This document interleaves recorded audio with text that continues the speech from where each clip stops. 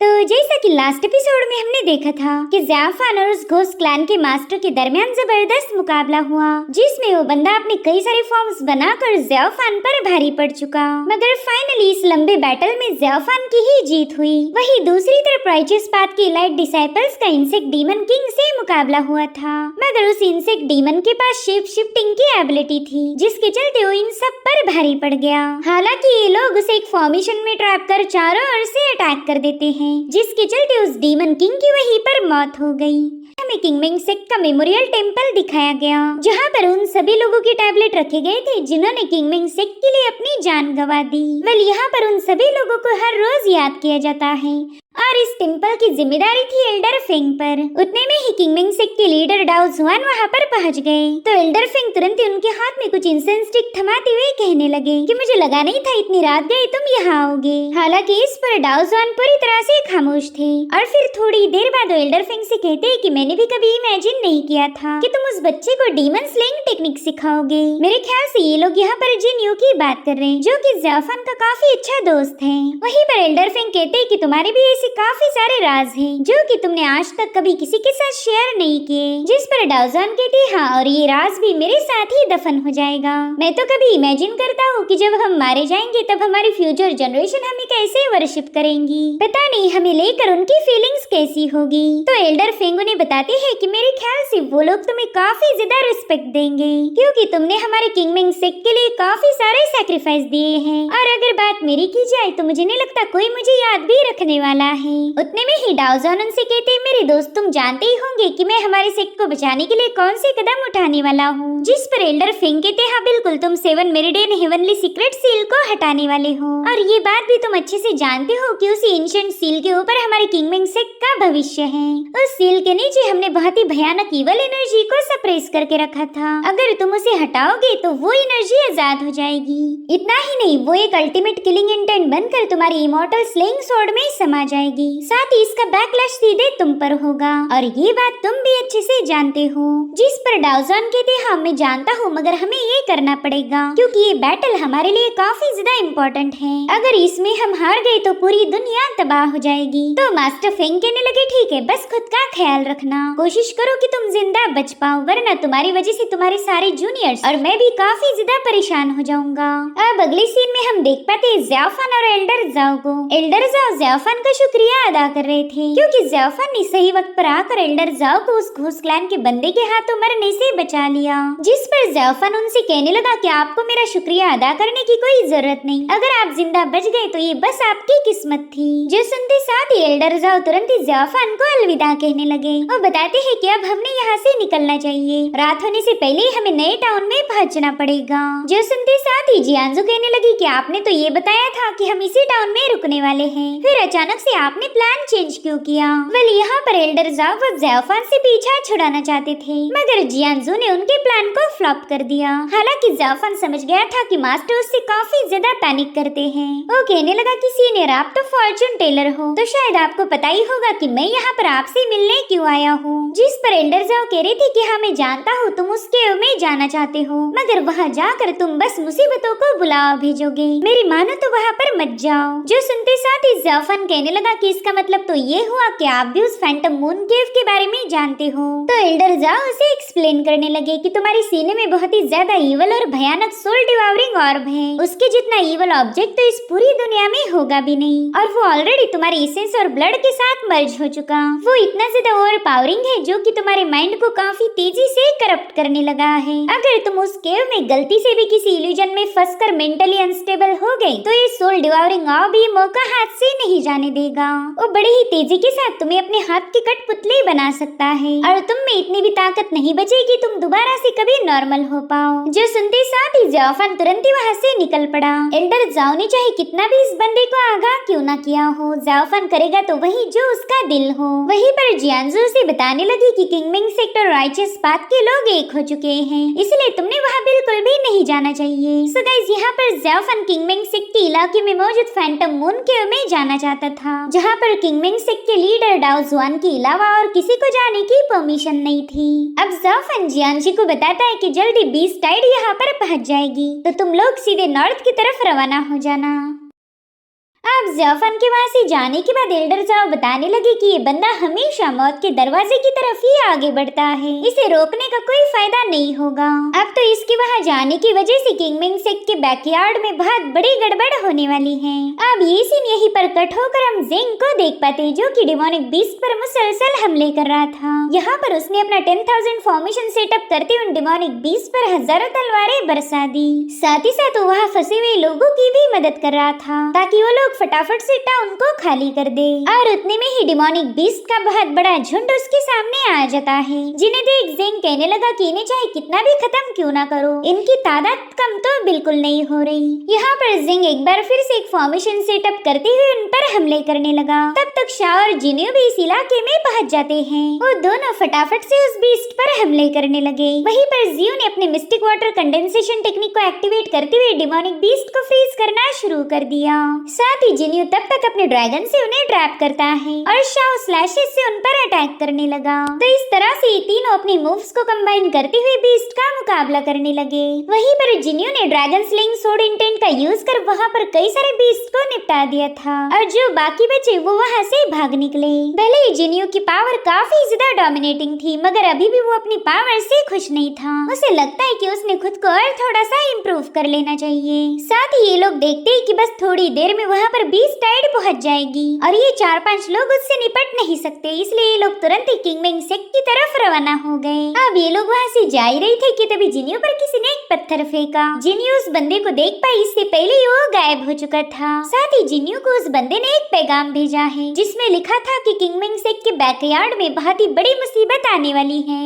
और अब हम देख पाते हैं ज़ाफान को, जो कि किंगमिंग सेक्ट के बैकयार्ड में पहुंच चुका था। उस जगह को देखकर सोचता है कि ये तो बिल्कुल भी नहीं बदली।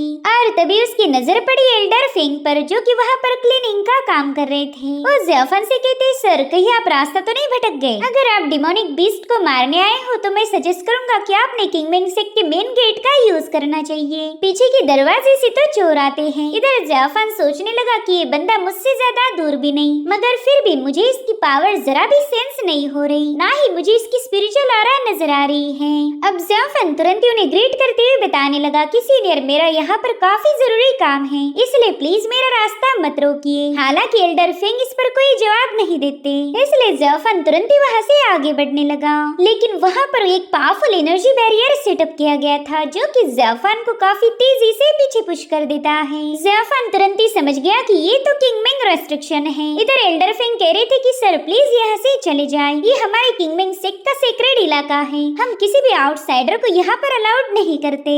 ज़ाफान सोचने लगा कि यहाँ पर सेम वैसा ही रेस्ट्रिक्शन लगाया गया जैसा कि माउंटेन के मेन गेट पर सेटअप है। और ज़ाफान इस सेक्ट का पुराना डिसाइपल होने की वजह से उसे अच्छे से पता था कि ये बैरियर क्रॉस कैसे किया जाए, इसलिए ज़ाफान ने टाइजी मिस्टिक प्योर वे का यूज करते हुए तुरंत ही उस बैरियर को क्रॉस कर दिया।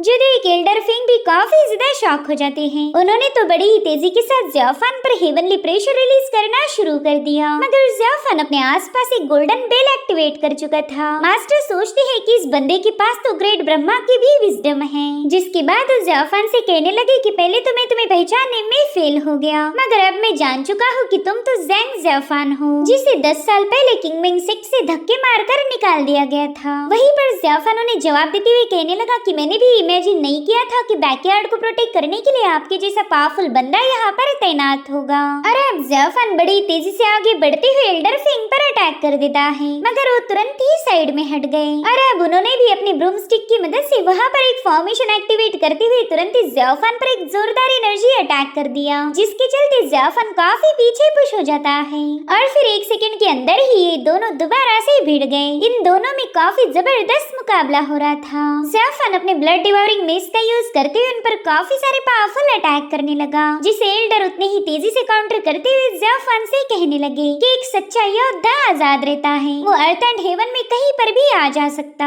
और अब तुम्हें भी बैकयार्ड में एंट्री चाहिए तो अपनी एबिलिटी शो करनी पड़ेगी। यहाँ पर एल्डर फिंग ने उसके अटैक को बड़े ही कूल अंदाज में डिस्ट्रॉय कर दिया था, जिसके चलते वहाँ मौजूद माउंटेन्स ब्रेक होने लगे। जो देख ज़ाफान सोचता है कि ये बंदा तो वाकई काफी ज्यादा खतरनाक है, शायद इसकी कल्टीवेशन हायर लेवल पर पहुंच चुकी होगी। पता नहीं ये एग्जैक्टली है कौन, मैं तो इसका नाम भी नहीं जानता। तब तक एल्डर फिंग उस पर एक जोरदार स्ट्राइक हिट कर चुके थे, जिसे ज़ाफान अपनी ब्लड डिवोरिंग पावर का यूज करते हुए रोकने लगा। यहाँ पर पर ज़ियाफान ने अपने डिमोनिक हैंड का भी इस्तेमाल किया था, जिससे उस जगह पर एनर्जी का एक बहुत ही भयानक सा एक्सप्लोजन हो जाता है, जिसके बाद ज़ियाफान अपनी मेस को जमीन पर हिट करते हुए soul capturing and seizing strike को रिलीज कर देता है। वहाँ पर काफी सारी ब्लड स्ट्राइक क्रिएट होने लगी थी, जिसे ब्रेक करने के लिए मास्टर ने उन पर अपनी थंडर पावर का यूज किया। तो ज़ियाफान भी जल्दी से अपने आसपास एक शील्ड फॉर्म कर लेता है। हालांकि मास्टर ने 1 सेकंड के अंदर ही उसे ब्रेक करते हुए ज़ियाफान पर अपना डोमिनेंस साबित किया। उन्हें लग रहा था कि अब ज़ियाफान पीछे हटने पर मजबूर हो जाएगा। ज़ियाफान ने वहाँ पर 3 ब्लड पूल क्रिएट कर लिए थे, जिसमें से ज़ियाफान की 3 इवल फॉर्म्स बाहर आ जाते हैं और अब वो तीनों फॉर्म्स मिलकर एल्डर का मुकाबला करना शुरू कर चुके। वहीं पर मास्टर बस उनके अटैक को काउंटर करने का काम कर रहे थे। साथ ही वो काफी ज्यादा हैरान थे कि ज़ियाफान ने उनके किंगमेंग सेक्ट की स्पेशल टेक्निक को मास्टर करते हुए उन्हें इवल पावर्स के साथ मर्ज कर दिया।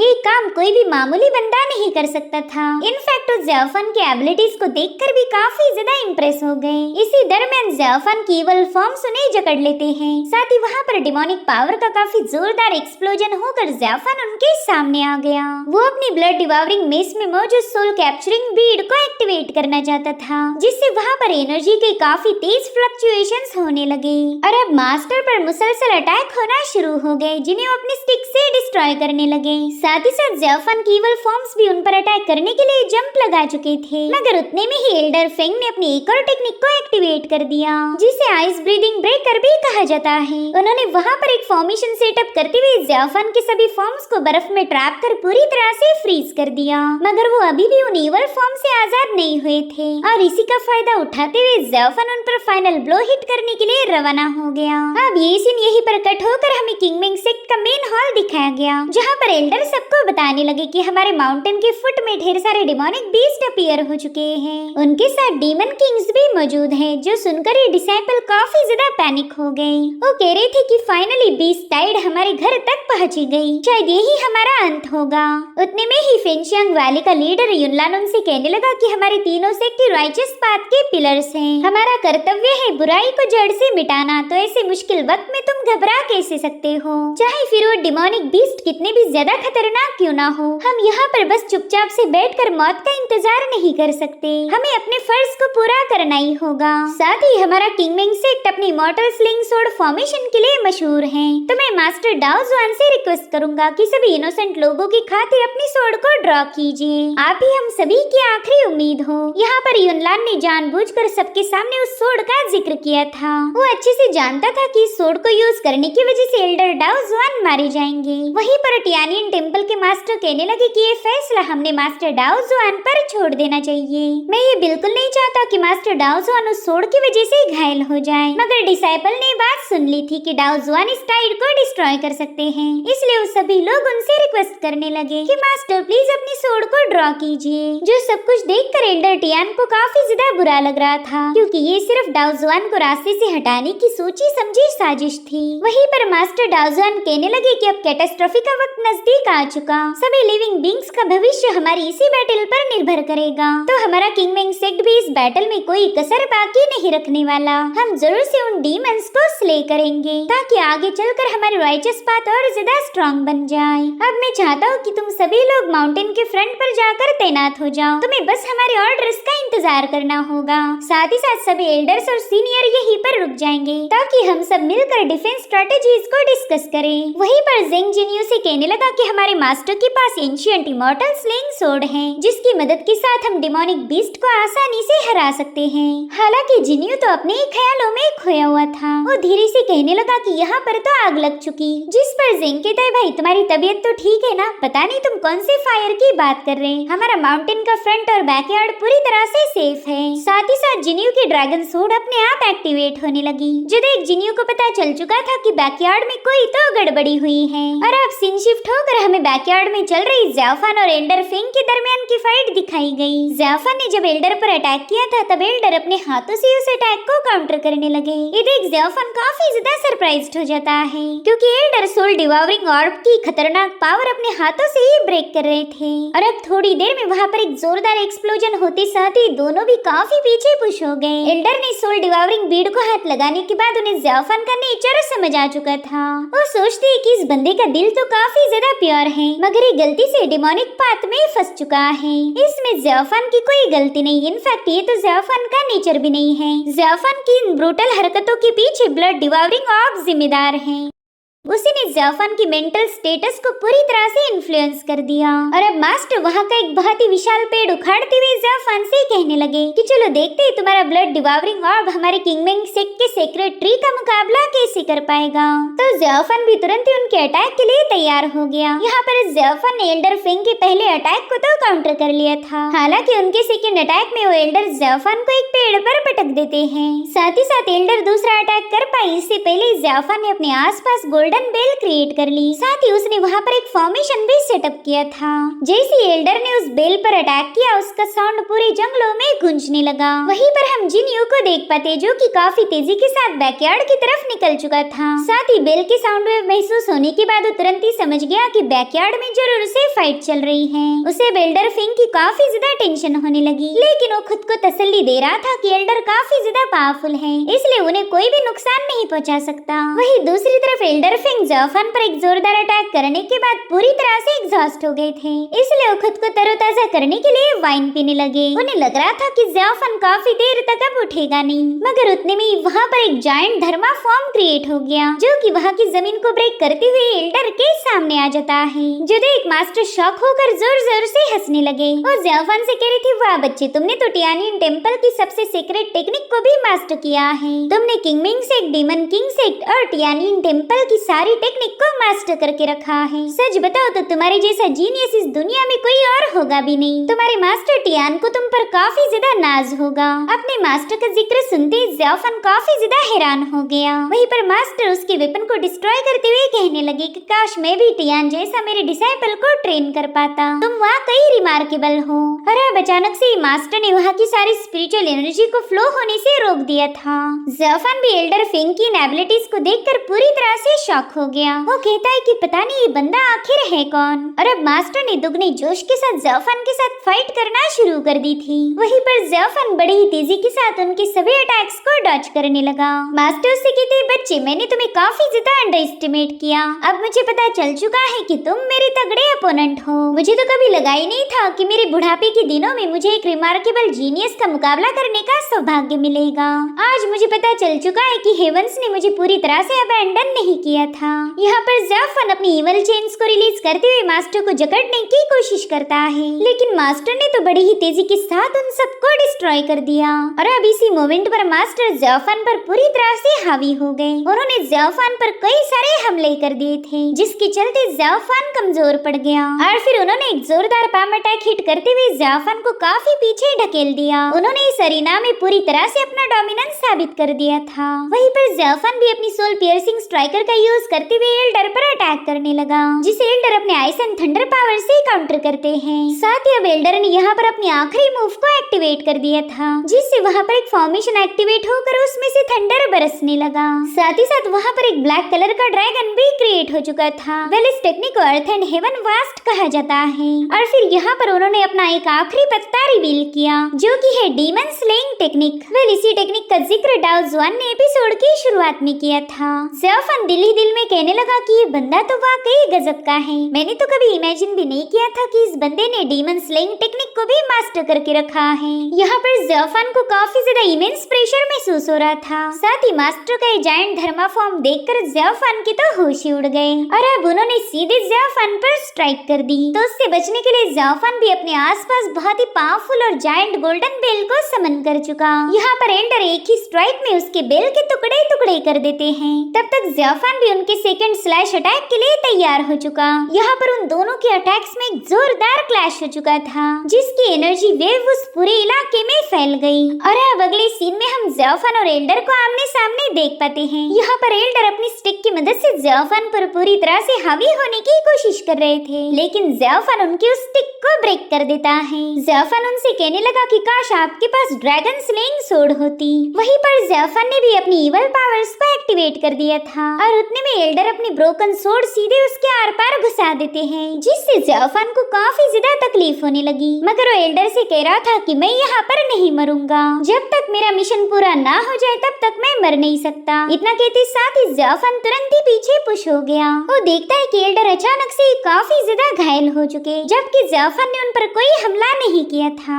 इधर जिन्यू भी अब बैकयार्ड के अरीना के पास पहुंच चुका था। उसे दूर से ही उसके मास्टर नजर आए, मगर वो देखता है कि मास्टर तो बुरी तरह से घायल हो चुके। वहीं पर मास्टर को भी एहसास हो गया कि जिन्यू वहाँ पर आ चुका है, तो जिन्यू का नाम पुकारते हुए नीचे गिरने लगे। मगर तभी जाकर जिन्यू ने उन्हें थाम लिया और रोते हुए उनसे पूछ रहा था कि बताएं मास्टर, आप पर अटैक किसने किया था? मैं उस कमीने को जिंदा नहीं छोड़ूंगा। साथ ही साथ जिन्यू की ड्रैगन स्लेइंग सोर्ड भी अचानक से ही हरकत करने लगी, मगर जिन्यू का उस पर कोई ध्यान नहीं था। वो काफी ज्यादा रोते हुए अपने मास्टर से पूछने लगा कि बताएं आप पर ये अटैक किसने किया था? मैं जरूर से आपका बदला लूंगा। हालांकि मास्टर में इतनी भी एनर्जी नहीं थी कि वो किसी का नाम बता पाए। वो बस एक ही दिशा में अपने फिंगर पॉइंट करते हुए उसे कुछ बताने की कोशिश कर रहे थे और उतने में ही एल्डर फेंग की वहीं पर मौत हो गई। ये सब देखकर जिन्यू को अपनी आंखों पर यकीन नहीं हो रहा था। एक ही पल में उसका सब कुछ उससे छिन गया। वो मास्टर फेंग ही थे जिन्होंने जिन्यू को पाल पोस कर बड़ा किया, उसे अच्छी तालीम दी ताकि वो बेहतरीन योद्धा बन पाए।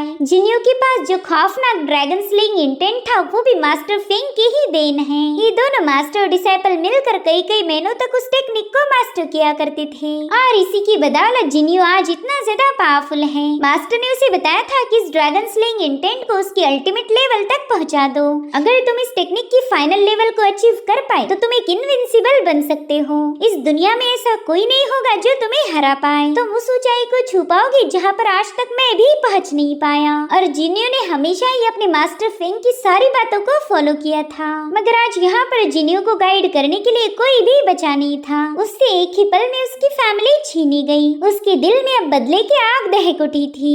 यहाँ पर हम जिन्यू की सोर्ड से काफी स्ट्रॉन्ग थंडर पावर रिलीज होते हुए देख पाते हैं। साथ ही साथ जिन्यू को वहाँ की क्लिफ पर ज़ियाफान भी नजर आया, जो कि उसकी तरफ देखकर ईवल स्माइल कर रहा था।